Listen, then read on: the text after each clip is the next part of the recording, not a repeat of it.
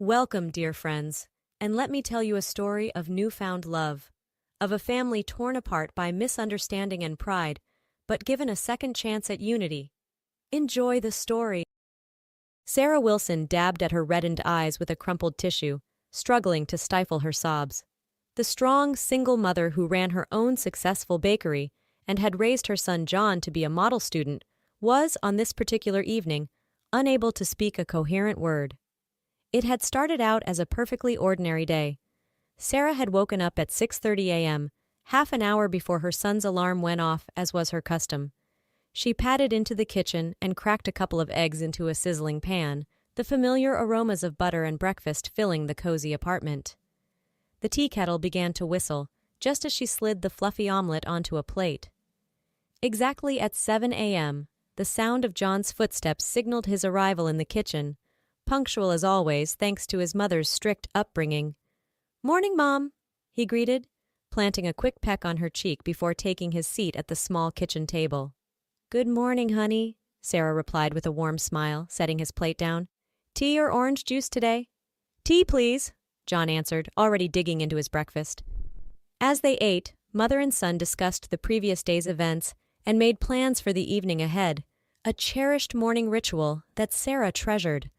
With John's evenings often packed with school activities and part-time jobs, these brunches were sometimes the only quality time they had together.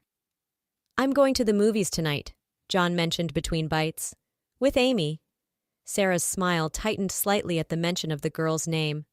Amy Caldwell had always struck her as a tad too immodest and provocative in her manner of dressing for Sarah's tastes, with her tight low-cut tops and micro miniskirts.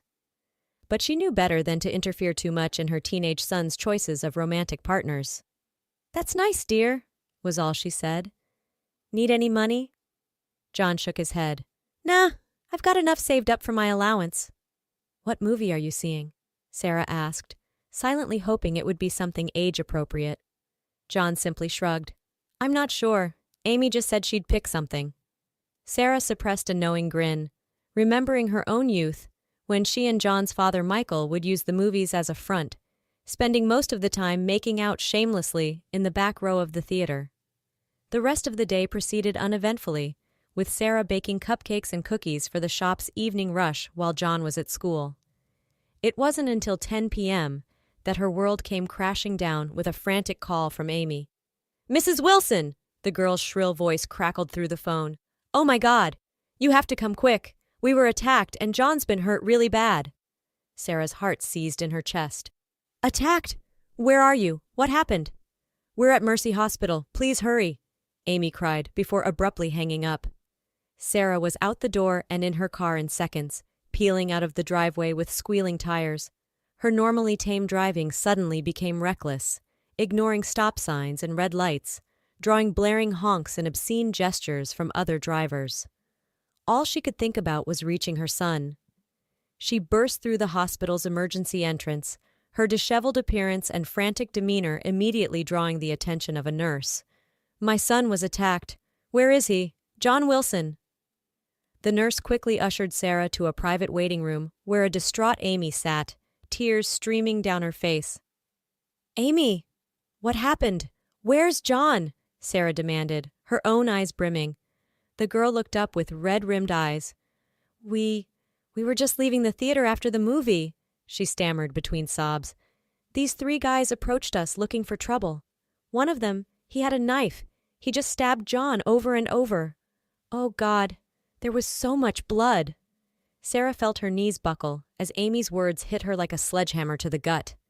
She collapsed into the nearest chair, her face drained of all color. A doctor entered the room, his solemn expression confirming Sarah's worst fears. She looked up at him with desperate, pleading eyes. "Mrs. Wilson, I'm afraid your son's injuries are extremely severe," the doctor began gravely. "The knife penetrated several vital organs and damaged his spinal cord. We've done everything we can, but—" He paused, letting the weight of his next words sink in.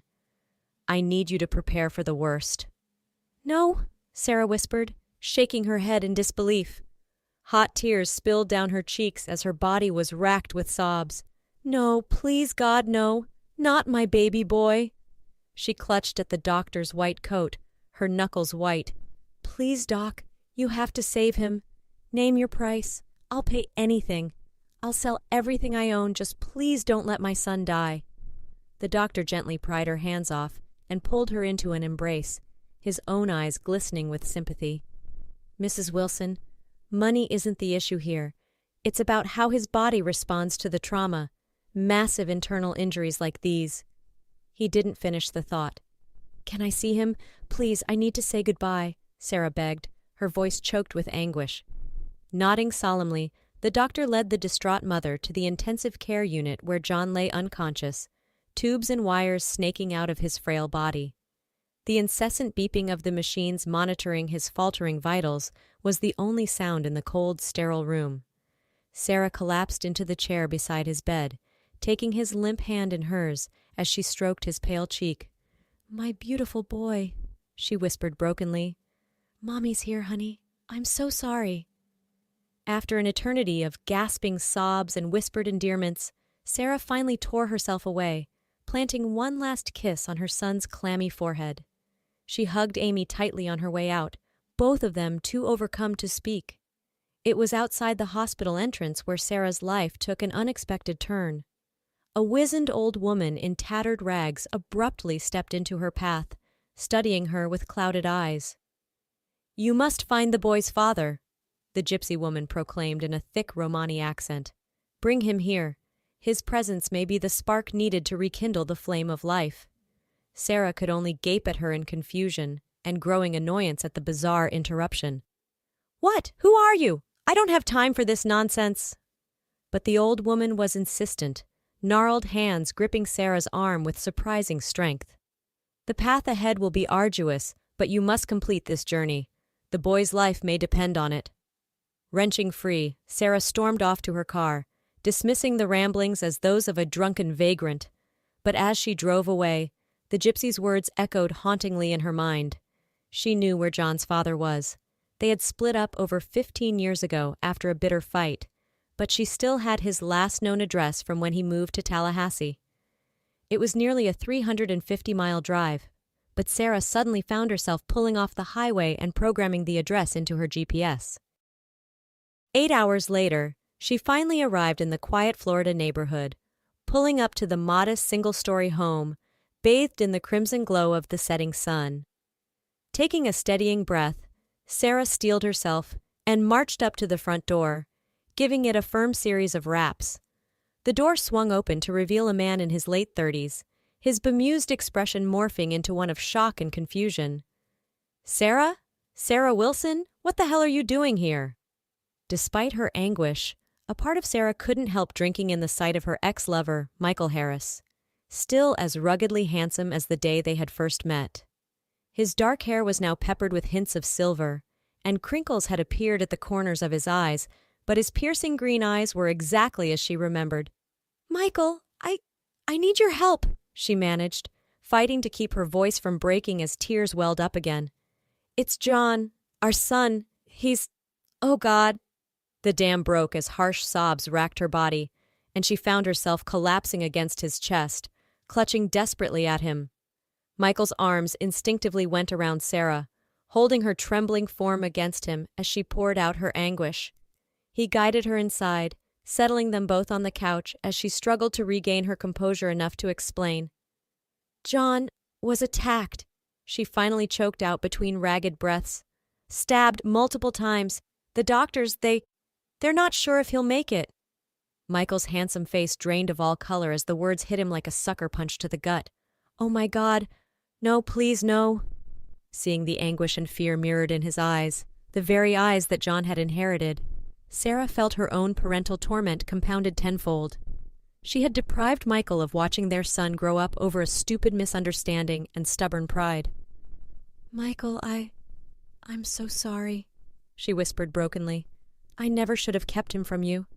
You had a right to be there, to be his father." He pulled her close, burying his face in her hair as she recounted the events of that fateful night 15 years ago when their worlds had fallen apart. How he had left for a few weeks to care for his ailing grandmother, promising to return as soon as he could. But then he had witnessed a woman being harassed and stepped in to help, only to end up in the hospital himself after the thug's buddies joined in. By the time he recovered and returned, Sarah had already cut off all contact, stubbornly refusing to hear his explanations about the delay. "I tried to find you, to tell you about John, but you had changed your number and moved," Michael said hoarsely. "God, Sarah, if I had known, if I had any idea you were pregnant with my child—" I know, Sarah replied, her tears leaving dark splotches on his shirt. "I was just so hurt and angry, I couldn't think straight. And I punished us both by depriving John of having his father in his life. Can you ever forgive me?" Michael tilted her chin up, his thumb brushing away the glistening streaks on her cheeks as he stared into her eyes, the same deep blue oceans he had gotten lost in all those years ago. "We were both young and stupid," he said gruffly. "All that matters now is being there for our son. Whatever happens, however much time he has left, I need to see him, Sarah. To let him know I'm here for him." Sarah nodded, a wavering smile tugging at her lips, as she studied the face of the man she had never truly stopped loving, despite the years and resentments that had kept them apart. In that moment, she made a silent vow that when John recovered, she would do everything in her power to preserve this second chance she had been granted.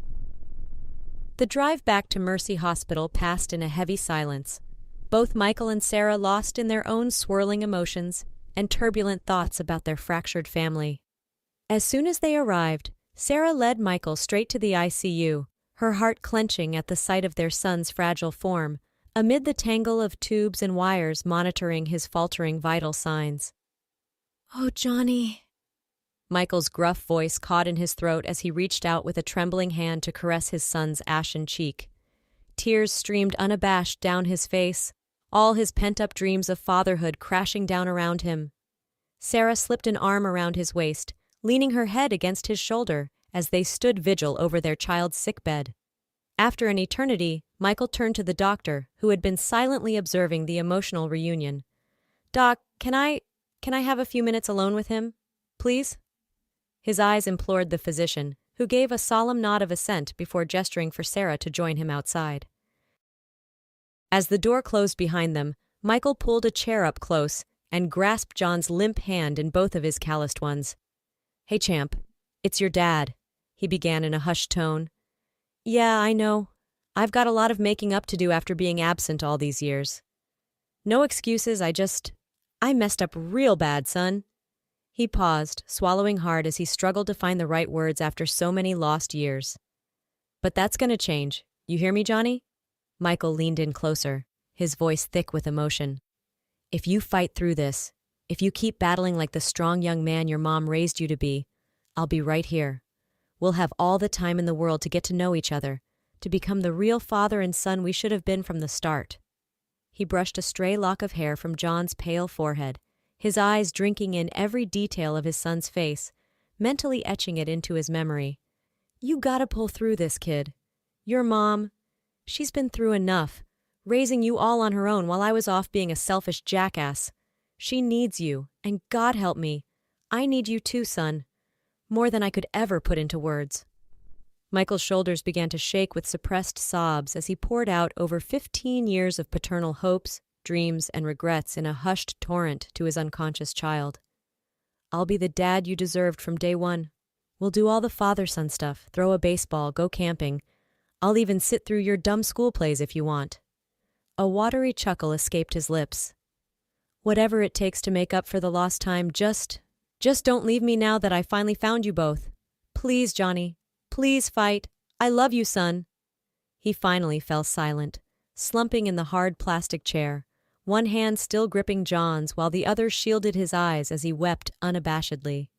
It was how Sarah found him nearly an hour later when she peeked in, her own eyes shimmering with renewed hope at the tender, raw scene between father and son. Outside in the stark waiting room, Sarah found Amy still keeping her lonely vigil, red-rimmed eyes downcast. The poor girl looked up with a heartbreakingly hopeful expression as Sarah approached. "Mrs. Wilson, any change?" she asked hesitantly. Sarah shook her head, feeling a pang of sympathy and guilt for the trauma this girl had endured by association with her family's turmoil. She gathered Amy up in a motherly embrace, stroking her disheveled blonde curls in a comforting gesture. "Not yet, honey. But we just have to stay strong and keep praying for a miracle," Sarah murmured. "This isn't your fault at all. John's a tough kid. He'll pull through this." Amy simply nodded against Sarah's shoulder, fresh tears seeping out as she clung to the older woman's strength and reassurance. They stayed like that for several long moments until a commotion from the ICU waiting area drew their attention. "That's the doctor!" Sarah exclaimed, pulling away and hurrying out with Amy on her heels. The physician was indeed striding towards them, his expression unreadable beneath the surgical mask. Sarah felt her heart clench with fear until the man's eyes crinkled into an unmistakable smile above the mask. "Mrs. Wilson, you'd better prepare yourself," he said, pulling down the face covering to reveal a broad grin. "Because it looks like we may be witnessing a genuine miracle here." Sarah's knees nearly buckled with relief, and Amy let out a joyous whoop as the doctor continued. "Over the past few hours, John's vitals have shown remarkable signs of stabilizing. His brain activity has increased, and his body seems to be rallying instead of shutting down as we feared. I honestly can't explain it, but somehow he's pulling through this against all odds." "Oh, thank you, Lord," Sarah breathed, clutching Amy's hands as they both dissolved into giddy, tear-streaked laughter of delirious joy. "Can we see him?" Sarah asked eagerly, already heading for the ICU entrance with Michael joining them, having witnessed the entire joyous scene. The doctor nodded, his own face beaming with barely restrained elation. "Of course, but try not to overexcite him. He's still critically ill, but this is, well, it's nothing short of a miracle." Michael slipped an arm around Sarah's waist as they followed the doctor, both rendered speechless by the stunning turn of events. All those years of bitterness and regret had led them to this precipice, this second chance they had been granted to rebuild their family. As they reached John's bedside, Sarah leaned her head against Michael's sturdy chest, profoundly grateful for the wise words of that strange gypsy woman. Over the next few days, John's condition continued to improve at a remarkable rate that left the medical staff shaking their heads in amazement. Michael and Sarah were a constant presence at his bedside, holding vigils and murmuring quiet words of love and encouragement. Finally, one crisp autumn morning nearly a week later, John's eyes fluttered open, his gaze unfocused at first, before settling on the two figures leaning over him with matching expressions of tearful relief. "Mom," he croaked out, his voice little more than a dry rasp. "What happened?" "Shh, it's okay, honey," Sarah soothed, gently stroking his brow as she blinked back grateful tears. "You're in the hospital, but you're going to be just fine. You gave us all quite a scare there for a while." John's brow furrowed in confusion as his eyes landed on the second figure, a vaguely familiar man with kind green eyes that matched his own. "Who?" Michael stepped forward, clearing his throat nervously as he took his son's hand. "Hey, champ. I'm your dad, Michael Harris." John's eyes widened in shock and bewilderment as decades of questions were suddenly answered. Sarah squeezed Michael's arm in a silent show of support. "I know I haven't been around, and there's no excuse for that," Michael continued gruffly. "But I'm here now, son, and I'm not going anywhere if you'll have me." He searched John's face apprehensively, fearing rejection after so many years of abandonment. But slowly, wonderingly, John's features melted into a warm smile as he gave his father's hand a weak squeeze. I'd like that, Dad," he replied, his voice thick with emotion. In that moment, Michael felt like the luckiest man in the world. Over the next couple of weeks, father and son began to tentatively bond and rebuild the connection that had been denied them for so long.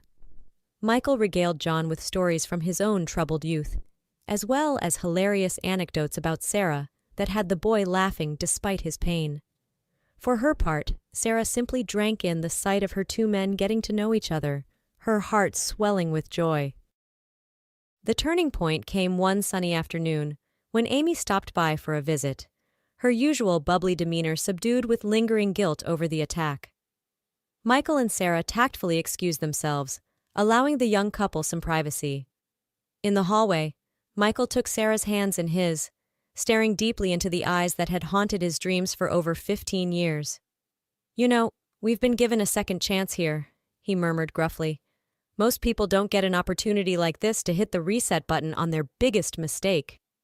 Sarah felt her breath catch in her throat as she registered the intensity of his gaze, the undeniable spark that still crackled between them after so much time and turmoil. Are you saying you want to give us another try? She asked hesitantly, desperately trying to guard her heart, even as it fluttered with long-suppressed hope. Michael reached up to tuck an errant strand of hair behind her ear, his calloused fingertips ghosting along the line of her jaw as he leaned in closer. I'm saying I never stopped loving you, Sarah Wilson, he rumbled. Not for a single day in the past 15 years. And I'll spend the rest of my life making it up to you and John if you'll let me. He moved in for a long-awaited kiss, but Sarah placed a hand on his chest, her eyes shimmering with unshed tears of joy, even as she shook her head ruefully. After all this time, all the mistakes and heartache we've caused each other, you'd think I'd know better than to let you sweet-talk me so easily, she chided with a watery smile. But I'm too old and too wise now to keep impeding other people's happiness, especially my own. This time it was Sarah who initiated the searing kiss, pulling Michael flush against her as she melted into his embrace, effortlessly rekindling the smoldering embers of desire that had never fully died between them, despite everything.